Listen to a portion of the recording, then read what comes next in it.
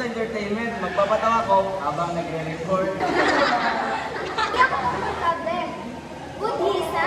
We should learn Christianity instead. I know, Grace. Open your mind. Hindi lahat tungkol sa reliyon mo. Please, huwag kami mag-away. Ako bahala sa chismis. I mean, background info, madali lang yun. Okay, focus as your leader. This project must be perfect. I don't accept failure. Guys, maybe you learned something more important than the grade.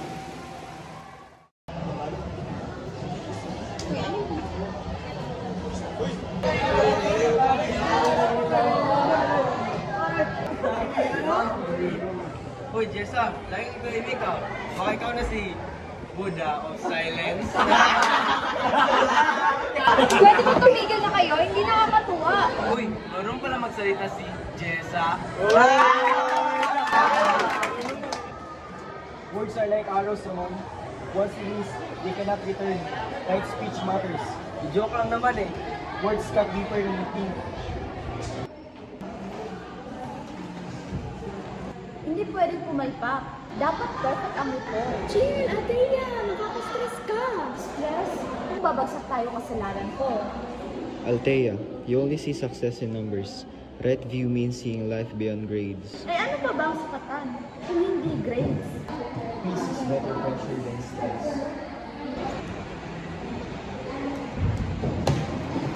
Oo na, may gagawin pa ako.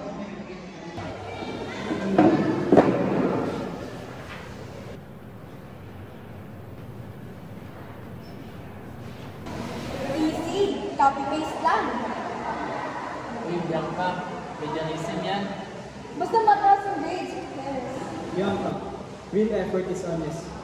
Shortcuts may look like success, but they hollow you out. Eh kung effective naman. Winning by cheating is still losing.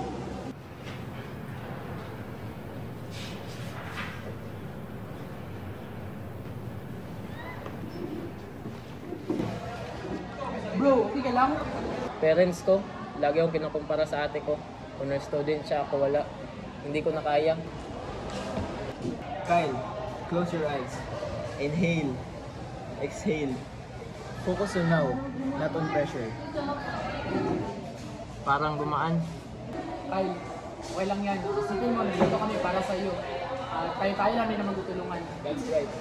Concentration gives peace. Sophia, alam mo ba? Nangopya raw si Bianca. Stud mo na rin. Sigurado ka ba? Alam niyo ba, nangopya raw si Bianca. Talaga? Oo. Hoy, Pauline! Hindi totoo yan! Puro ka kasi chismis! Hoy, totoo yun! Tama! Bakit? Nakita mo ba? Nakita niyo bang dalawa? Ang linaw naman ng mata niyo! Wala mo ka para sabihan ako na Enough! Pauline, gossip is a poison. Right speech asks us to use words that heal, not to destroy. Apologize to Bianca. Okay, sorry, Bianca.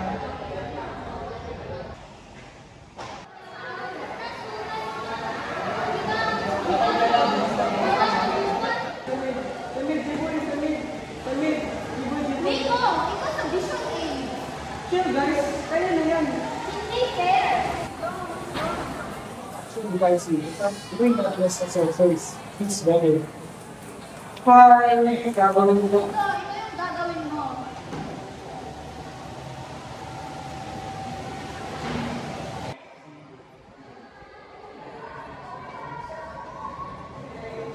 Ano yan? Ano to?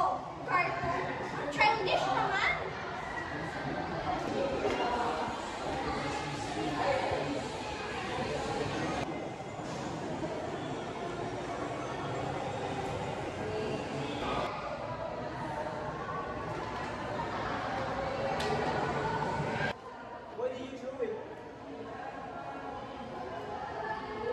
Wala namang silbi yung mga gawa ko.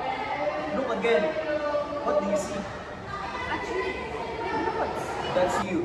You lose already there. Mindfulness is seeing yourself clearly, not other people's voices. So, I don't have to change this to be accepted. Exactly. Be aware of who you are. That's the only acceptance that matters.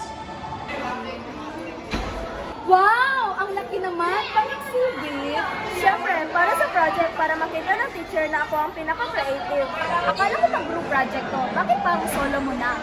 Eh ano ngayon, at least may pangita tayong book. Pero mali yan. Dapat ang hindi para sumikat. Dapat may respeto rin sa lesson. Naku, ito naman si Miss Morality. Like ka na nagpapabridge, Grace. At least ako may paninindigan. Ikaw, puro kontra. Lisa, art is powerful, but right intention means to inspire, not to boast. So, dapat pala, para sa lahat, hindi lang para sa akin. Both of you, respect matters more than being right. Words without respect becomes weapon. Kung hindi dahil sa inyo, tapos na sana. Ikaw kasi, busi. At least ako may ambag dahil chismis. Hindi ko kayo tanggap to! Mika, magagod naman! Mika, hindi mo rin! Don't you see? The 8 of you has already walked the 8-fold path. The path is in theory. It's here. Make your choices. Tama siya, guys. We can accept this not through our research, but through our own experiences. But this time, sama-sama, tulong-tulong.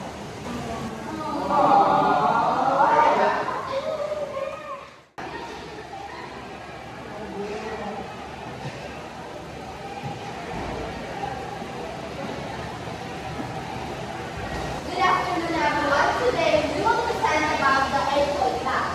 I thought perfection was everything, but peace is better than stress.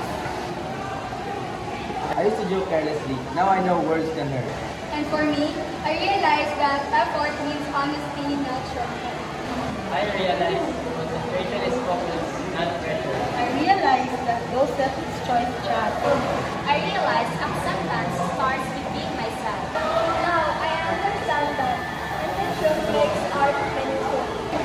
Now I realize that respect is better than forcing belief. I realize love is fine, but kindness is better.